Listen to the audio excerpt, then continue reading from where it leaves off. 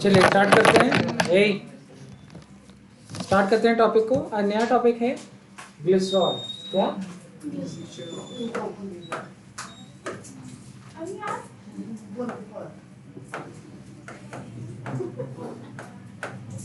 ठीक है, देखिए it is a trihydric alcohol. It is a trihydric alcohol. ठीक है, CH2OH, CHOH एंड CH2OH। ठीक है, चलो ये है आपकी सेकेंडरी अल्कोहल और ये दोनों है आपकी क्या, प्राइमरी अल्कोहल। यही तो बात है। ठीक है, क्योंकि ये सेकेंडरी कार्बन पर प्रेजेंट है तो degree of alcohol is decided by degree of carbon. ठीक है, चलिए अब बात आती है इनके सोर्स की, ये कहाँ से ऑब्टेन करते हैं।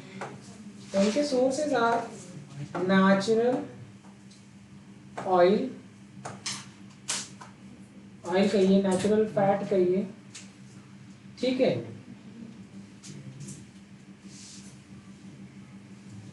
हम बात करते हैं natural oil is the triester of glycerol. ठीक है,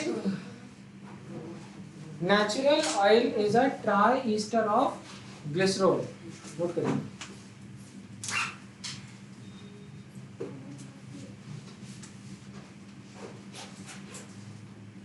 अब जैसे आपको ईस्टर क्या होता है, RCOOR, यही होता है। लाइक इसका मतलब ये ऐसा रहा होगा, CH2 C double bond O OR1 CH C double bond O OR2, कुछ भी हो सकता है, CH2 C double bond O OR3। Easter बना है। अब आप क्या करेंगे, इसका ट्रीटमेंट अगर आपने सोडियम हाइड्रोक्साइड से कराया तो क्या बनेगा, तो आपको पता है क्या बन जाएगा। तो सबसे पहले मान लीजिए चलिए एक तोड़ते हैं, तो बना RCOONA, ये हुआ। और बचा क्या, तो बचा हुआ है CH2। ठीक है, अब ये भी तोड़ दीजिए, ये तोड़ दीजिए, तो ये R2COONA बना, ये R3COONA बना, और साथ साथ में बना क्या, CH2OH।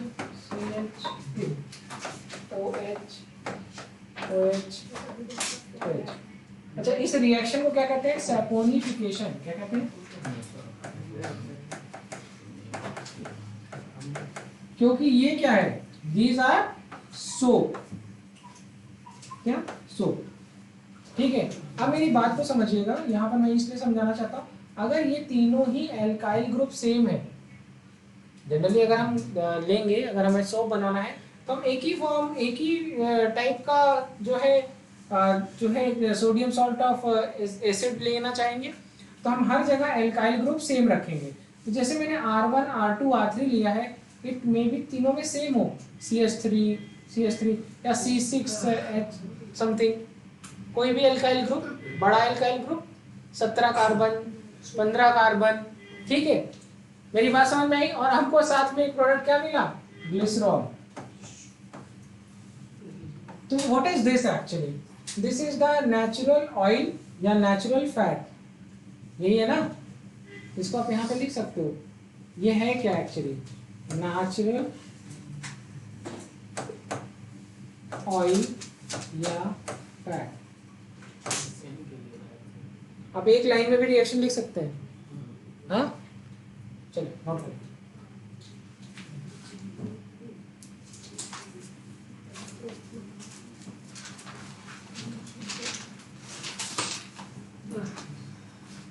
हो गया, जल्दी नोट करिए।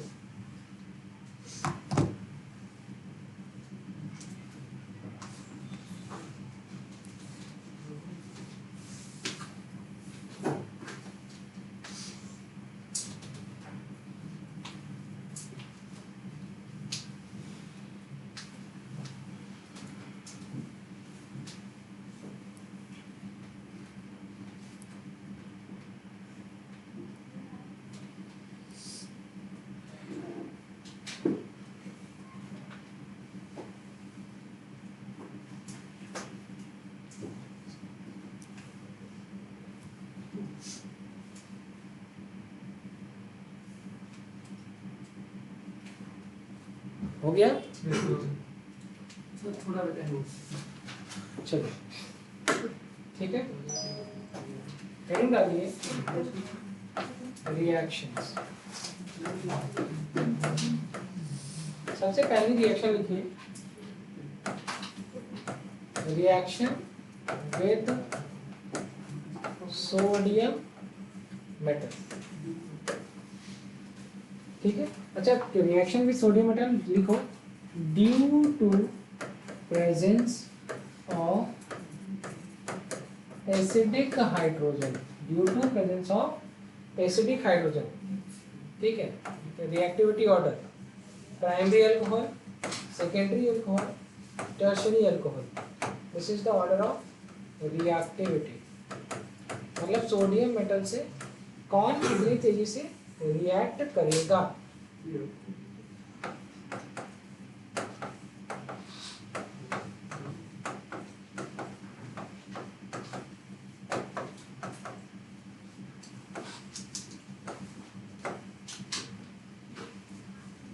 सबसे पहले ये प्राइमरी है, ये प्राइमरी है तो पहले ये रिएक्ट करेगा।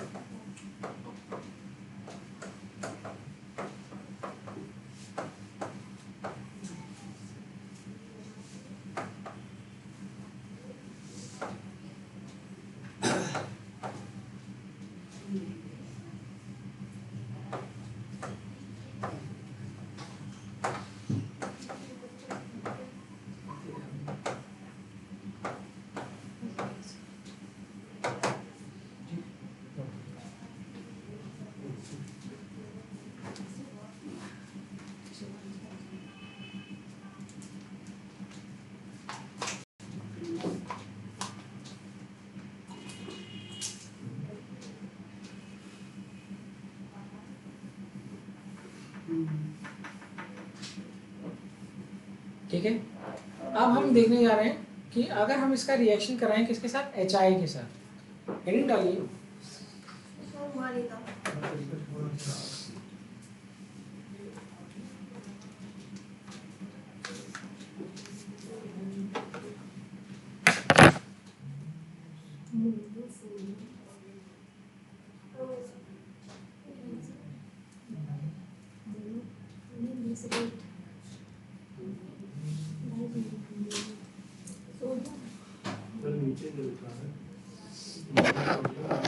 यस ठीक है, चलो नोट करिए।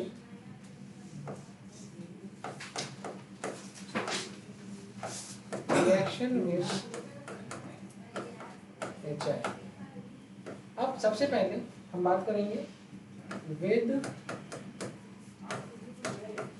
Limited HI। ठीक है,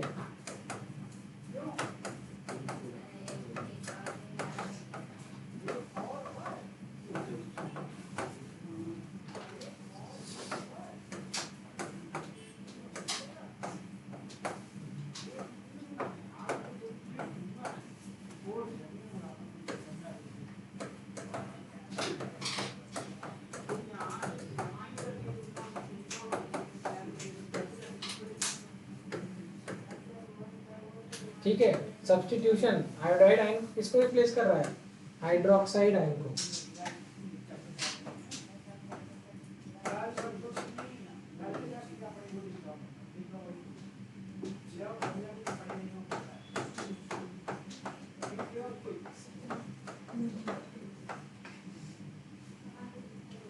अभी देखो डबल बॉन्डेड कार्बन के बाद वाले कार्बन पर कुछ लगा है, तो ये क्या हो गया, एलाइल आयोडाइड, एलाइल आयोडाइड, या आप इसको कहेंगे 3 आयोडोप्रोपीन, 3 आयोडोप्रोपीन, नोट करिए।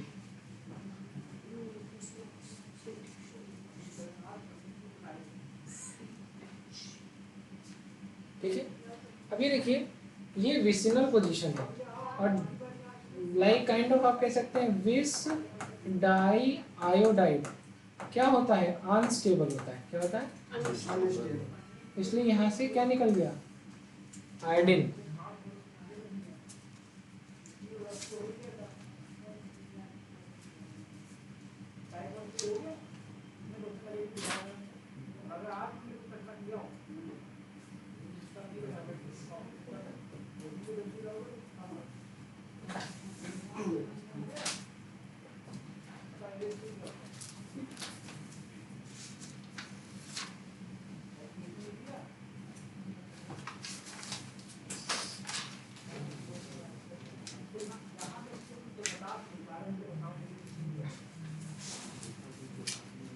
चलिए आगे बढ़े, चलो देखो विद,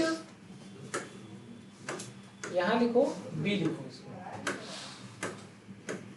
आप लोग दोबारा लिखिए, विद एक्सेस आयोडाइड HI।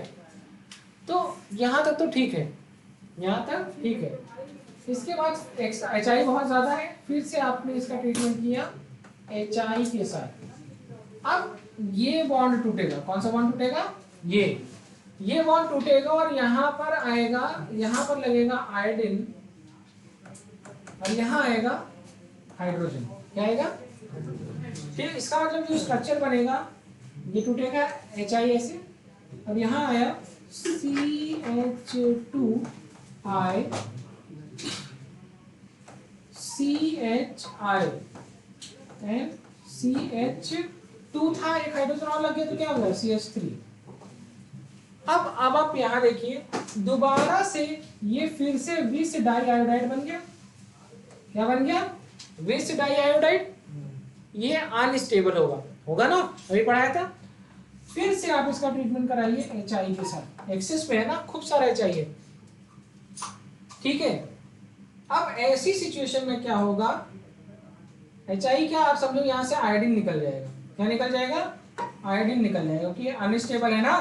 तो बना कुछ ऐसा CH2 डबल बॉन्ड CH और CH3, ऐसा ही कुछ बनेगा। यहाँ से आयोडीन अगर निकल गया -I2 लिख गया हूं मैं, क्योंकि विस डाई आयोडाइड बना, अनस्टेबल होगा। दिस इज विस डाई आयोडाइड, ठीक है। अब इसका फिर से आपने ट्रीटमेंट किया HI के साथ, किसके साथ किया, ठीक है। अब ये बॉन्ड टूटेगा, क्या टूटेगा, ये बॉन्ड, और यहाँ पर आकर लगेगा हाइड्रोजन और यहाँ पर लगेगा आयोडाइड आयन, बनेगा CH3 CHI एंड CH3। क्या ये आइसोप्रोपाइल आयोडाइड नहीं है, आइसोप्रोपाइल आयोडाइड, या आप दूसरे शब्द में कह सकते हैं 1 2 3 2 आयोडो प्रोपेन। समझ में आ गया,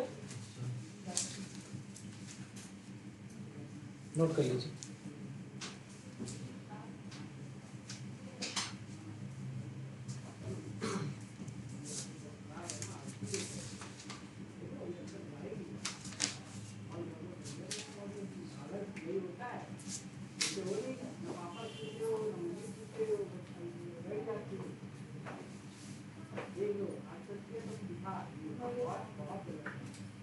डन, चलें आगे बढ़े।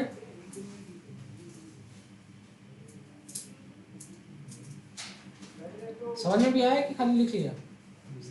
बहुत सिंपल था। ठीक है, चलो अगला लिखो। Reaction with oxalic acid. Oxalic acid क्या? COOH, COOH। सबसे पहला लिखिए एट लो टेम्परेचर। अगर आपने टेम्परेचर रखा 110 degree Celsius, it is a temperature sensitive reaction. At high temperature that is approximately 260 degree Celsius. तो यहाँ पर जो प्रोडक्ट बनेगा, one of the product is formic acid और साथ में क्या बनेगा? ग्लिसरॉल। एंड यहाँ पर क्या बनेगा? Allylic alcohol. ठीक है, तो आपने ग्लिसरॉल का रिएक्शन कराया किसके साथ? तो एलाइलिक अल्कोहल मतलब CH2 double bond CH CH2OH, यही तो होता है एलाइलिक अल्कोहल। ठीक है,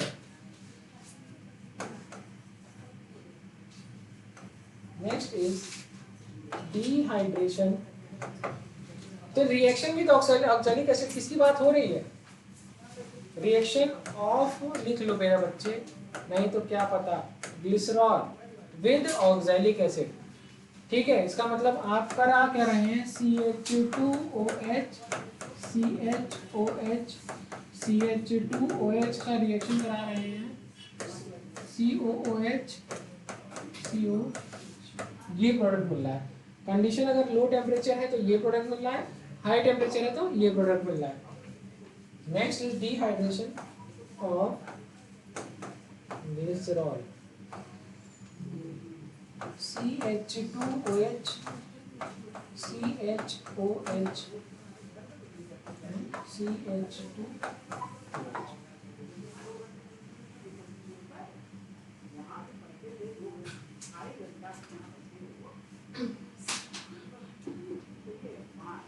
ठीक है,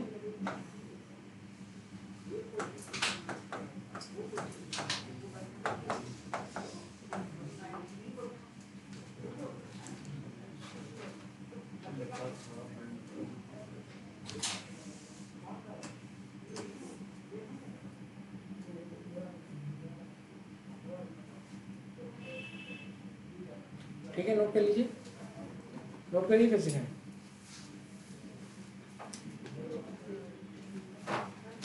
चलिए,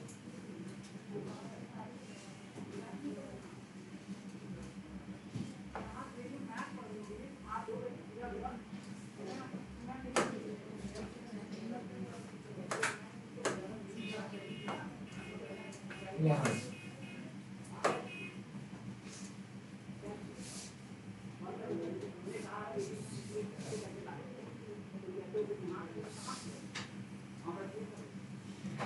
ठीक है, एक पानी आपने यहाँ से निकाल दिया, एक वाटर है, मैं कलर चेंज कर लेता हूँ।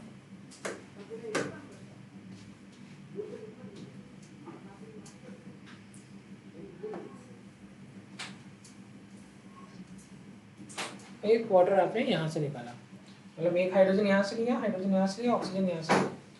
तो यहाँ पर बना क्या? बनेगा CH2 CH और ये बनेगा CH, एक हाइड्रोजन बचेगा, हाँ, डबल बॉन्ड O, और ये हो गया double bond. This is acrolein, या इसी को कहते हैं acraldehyde. It is a very bad smelling. ठीक है,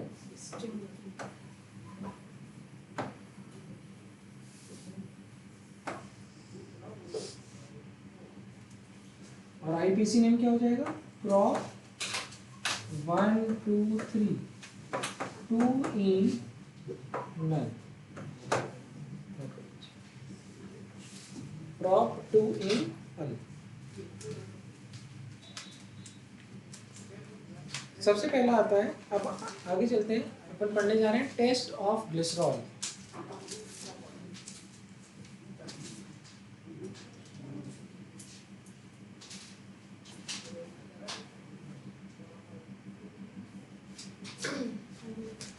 ठीक है, लिखा है प्रो के नीचे 2 इनॉल एक्रोलीन,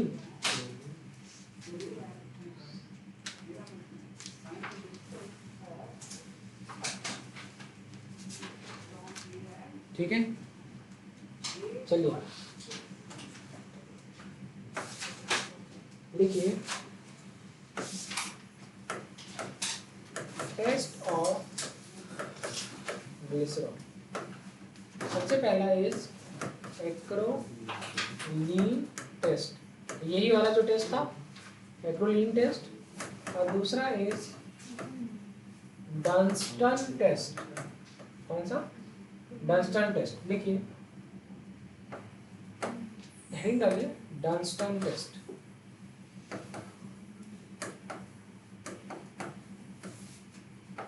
एक्वस बोरैक्स, ठीक है। और इसका ट्रीटमेंट हमने किया फिनोक्सिलिन से। कलर क्या है? पिंक। जब हमने इसको ट्रीट किया ग्लिसरॉल से, हमको क्या मिला? इट बिकम्स कलरलेस, ठीक है। तो एक्वस बोरैक्स में फिर जैसे एक आपने मान लीजिए टेस्ट ट्यूब लिया और इसमें एक्वस बोरैक्स और फिनोक्सिलिन मिलाया तो पिंक कलर आ गया। और जब आपने इसमें थोड़ा सा क्या मिलाया? ग्लिसरॉल, तो ये क्या हो गया? ट्रांसपेरेंट, ठीक है। समझ में आ गया? चलिए तो इसको कहते हैं डंस्टन टेस्ट। अब बात आती है, तो आपको एक बात समझ में से एग्जाम में क्वेश्चन आया कि acrolein test is given by protein, ठीक है, ऑयल एंड फैट, ठीक है, न्यूक्लिक एसिड या ऑल। तो आंसर क्या होगा? ग्लिसरॉल। ग्लिसरॉल के बारे में देखा था ना अभी, तो आंसर क्या? ऑयल एंड फैट, ठीक है। चलो हेडिंग डालो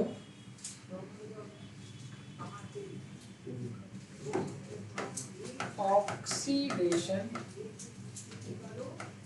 ऑफ ग्लिसरॉल। देखो यहाँ पर हम सबसे पहले देखते हैं रिएजेंट, या आप कह सकते हैं ऑक्सीडाइजिंग एजेंट। क्या क्या है? BiNO3 का होल थ्राइस। और यहाँ पर जो प्रोडक्ट बनेगा, अगर हम ग्लिसरॉल का ऑक्सीडेशन कराएंगे तो mono oxalic acid, like this CH2OH CHOH CH2OH। जब आपने इसके साथ रिएक्ट कराया तो आपको मिलेगा COOH,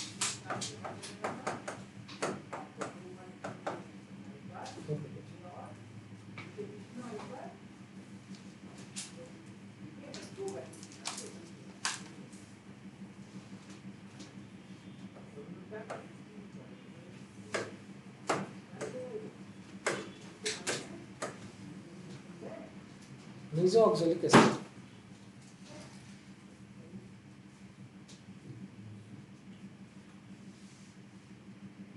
ठीक है। चलिए अगला आपने रिएजेंट लिया। अगर आपने रिएजेंट लिया दैट इज फेंटॉन्स रिएजेंट, क्या लिया? हम लोग एक बार इसके बारे में बात कर चुके हैं, ठीक है।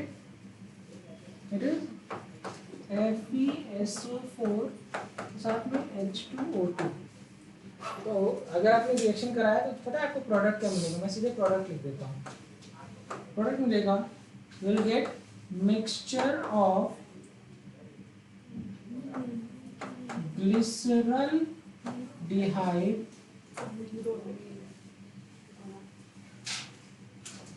And dihydroxy. अरे वो कॉमन नेम है बेटा, कोई जरूरत नहीं, या इसी को कहते हैं ग्लिसरोज।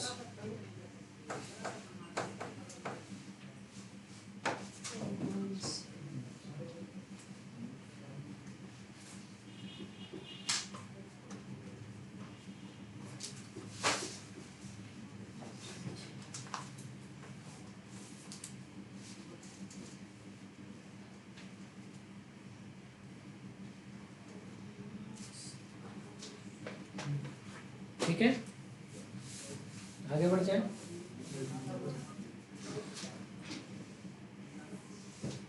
अगला इज नाइट्रिक एसिड के साथ अगर हम इसका रिएक्शन कराते हैं तो reaction with nitric acid,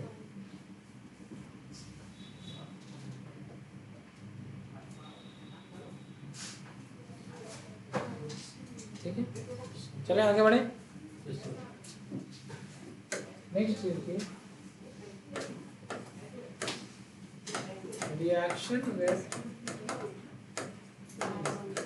nitric acid. अब मैं नाइट्रिक एसिड में जैसे लिख रहा हूँ वैसे लिखना, ठीक है, क्योंकि इसको ब्रेक करने में आसानी होगी।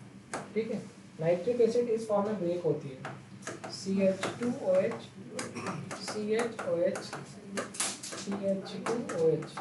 जब आपने इसका 3 मोल HONO2 दैट इज HNO3, ठीक है, नाइट्रिक एसिड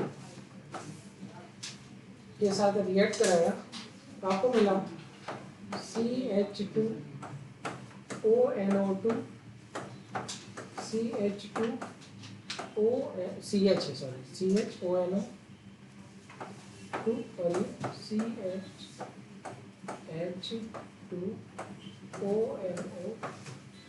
दिस इज ट्राइनाइट्रोग्लिसरीन, या आप कह सकते हैं ग्लिसरॉल ट्राइनाइट्रेट।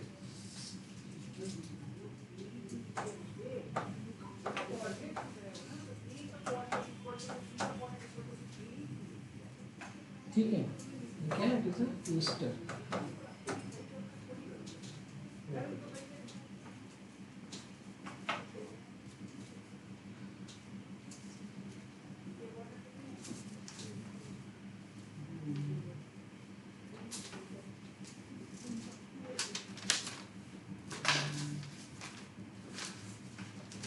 ठीक है, चलिए, तो ग्लिसरॉल आपका खत्म हो गया। अब हम लोग पढ़ने जा रहे हैं फिनॉल या कार्बोलिक एसिड।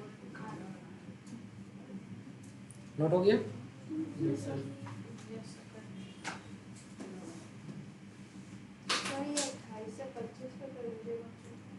ये नीचे हो गया ना, तभी हमारी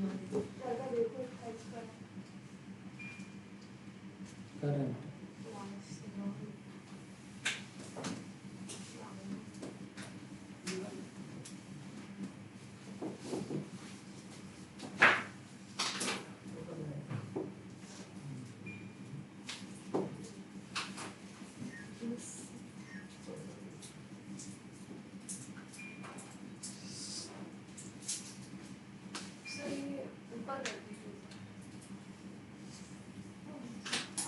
इसका स्विंग क्यों काम नहीं कर रहा?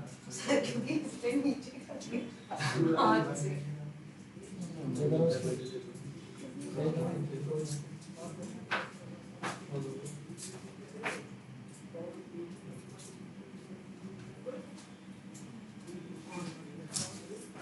सब काम करने लगे, वो नीचे आ रहे हैं, अभी ऊपर आएगा। अभी आ रहे हैं।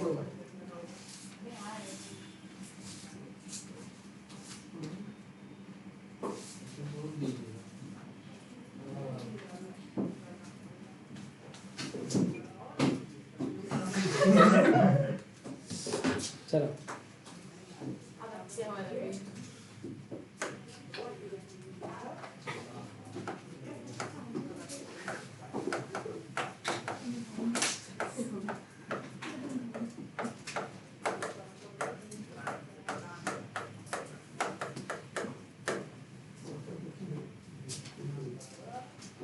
देखो, it is used as sir antiseptic. Carboxylic होता है ना? कार्बोलिक लिखा है बेटा, फिनॉल पढ़ा रहा है। अच्छा। एंटीसेप्टिक। अगर हमने इसका परसेंटेज लिया 0.2% और as well as disinfectant,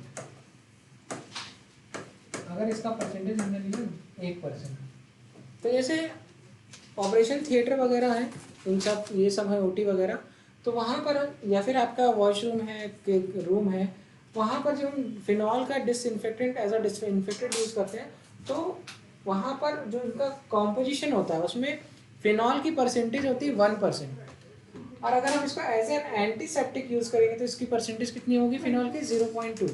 reason क्या है परसेंटेज का अलग अलग होने का?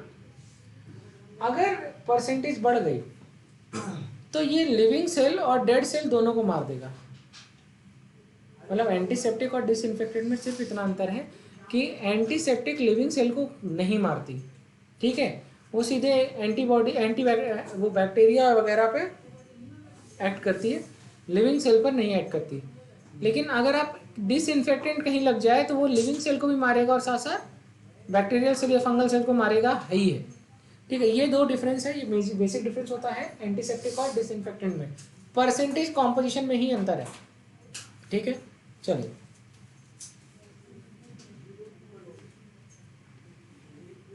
देखो, commercially obtain by middle oil fraction of coal tar,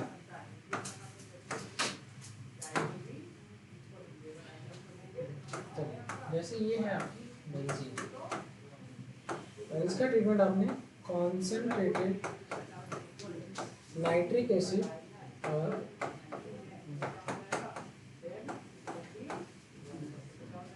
पहले बना आपका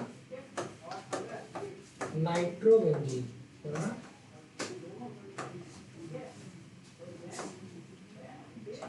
फिर फर्दर अगर लाइटिन प्लस HCl क्या बना, एनिलीन, क्या बना, एनिलीन। फर्दर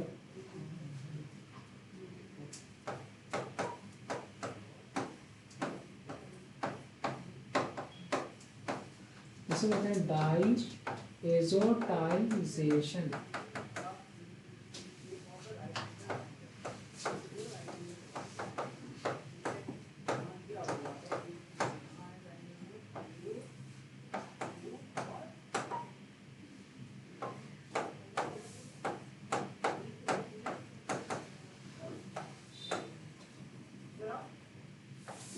ठीक, नोट कर लीजिए।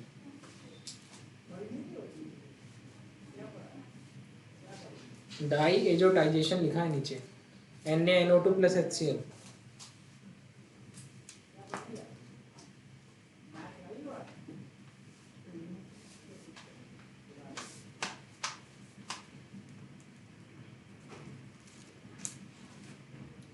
ठीक है, पहली प्रिपरेशन मेथड आपको सिखाया, समझ में आया?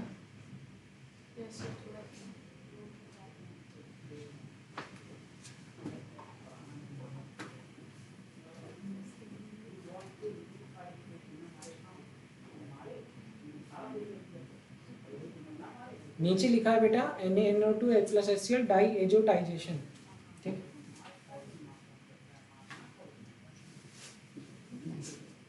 प्रशांत सर बच्चों को मारना जस्टिफाई कर रहे हैं, मारने से तुम लोग को समझ में आने लगता है। ठीक है, यहाँ तक समझ में आ गया? चले आगे बढ़े।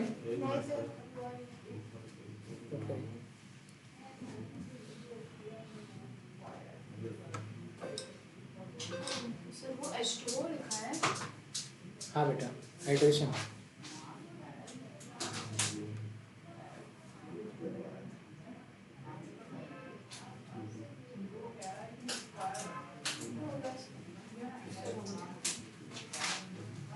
चलो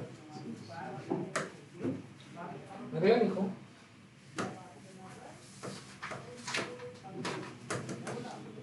ठीक है, आपने से कराया सल्फोनेशन, कंसंट्रेशन सल्फ्यूरिक एसिड क्या बनेगा,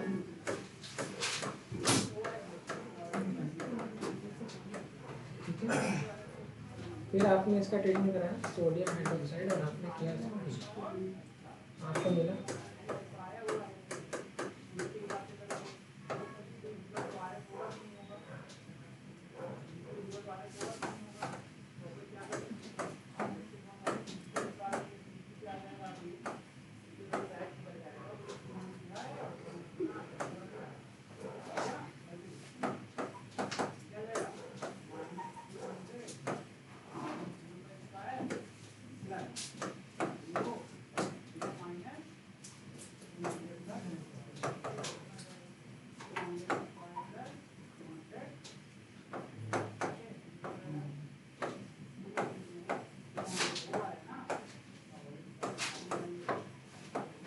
ब्रोमोबेंजीन, ठीक है।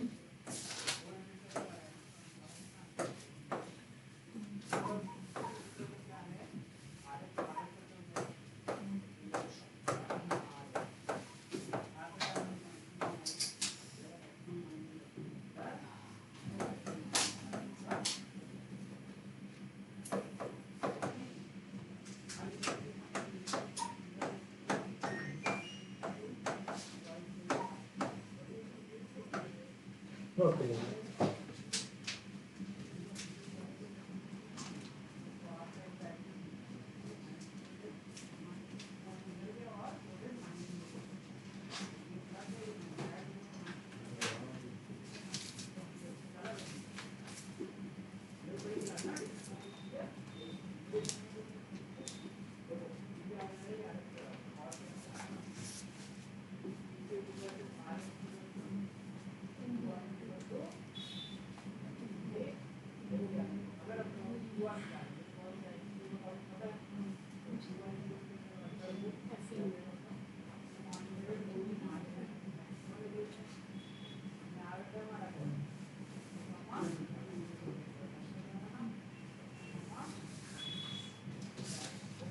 ठीक है, नोट हो गया, आया समझ में?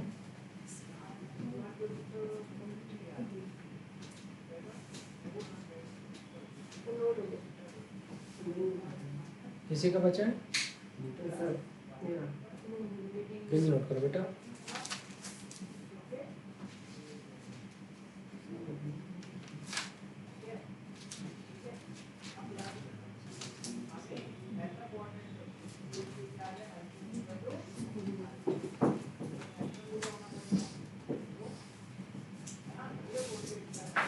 ठीक है, चलिए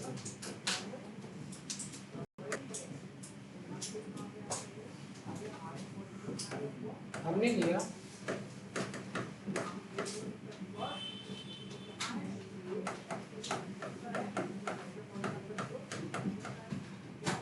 आइसोप्रोपाइल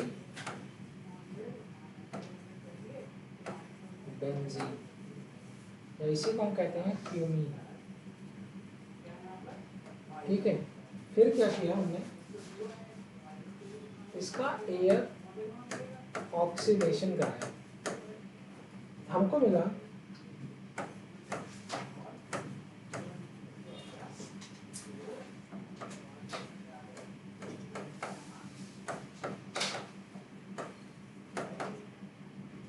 ठीक है।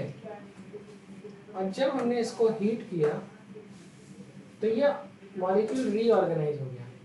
तो देखो जरा, CH3CO CH3 is acetone, CH3 C double bond OCH3 is acetone, और जब मॉलिक्यूलर रीऑर्गेनाइजेशन हुआ तो ये क्या बना, फिनॉल, क्या बना, फिनॉल। हमारे काम का प्रोडक्ट है जो हमको चाहिए, ठीक है। इसी तरीके से चलिए आपने ले लिया, मान लीजिए क्लोरोबेंजीन, इसका ट्रीटमेंट आपने किया sodium hydroxide, high temperature and high pressure, again ONA, बस यहाँ से आते ही आपको समझ में आ गया इन एसिडिक मीडियम क्या बन गया, फिनॉल। ये सारी कॉमन रिएक्शन है, देखो फिनॉल इस तरीके से बन रहा है।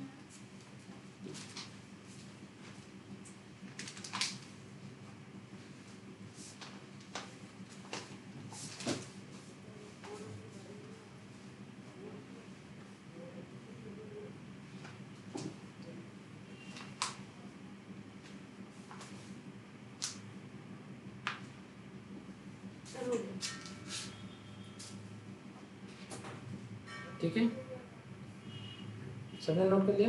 Yes. नोट करिए। अब एक बात समझिए, फिनॉल में जो फंक्शनल ग्रुप है वो OH ग्रुप है। तो जितने भी फंक्शनल ग्रुप होते हैं इंडक्टिविटी के हिसाब से all these are -I group, ठीक है। लेकिन OH ग्रुप +R ग्रुप है। क्या है? +R है। तो ये क्या है? Ortho para director and ring activator. क्या?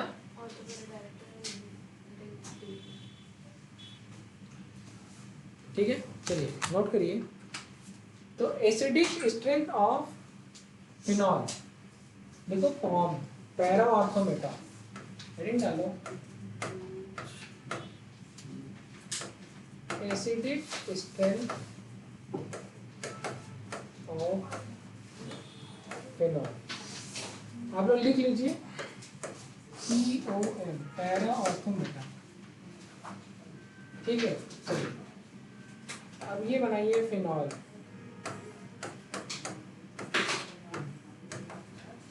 This is electrophilic substitution reaction यहाँ पर होगा, और ये कौन सा ग्रुप है? +R ग्रुप है।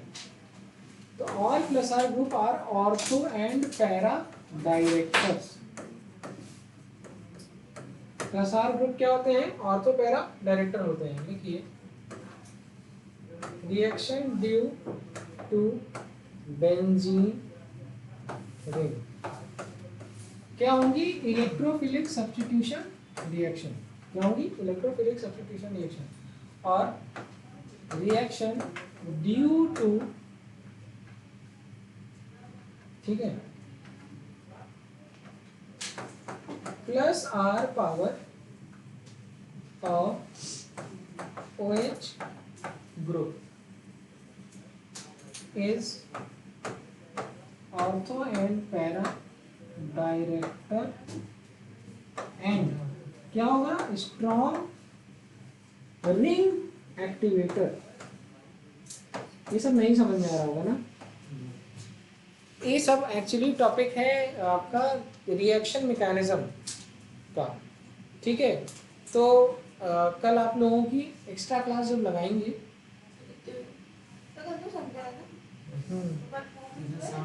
टेस्ट वालों की, जिनके जिनके टेस्ट है, मतलब आप लोग, मतलब जेई वालों के टेस्ट होंगे, नीट वालों के टेस्ट में कैंसिल कराऊंगा, वो किसी और दिन करवाऊंगा।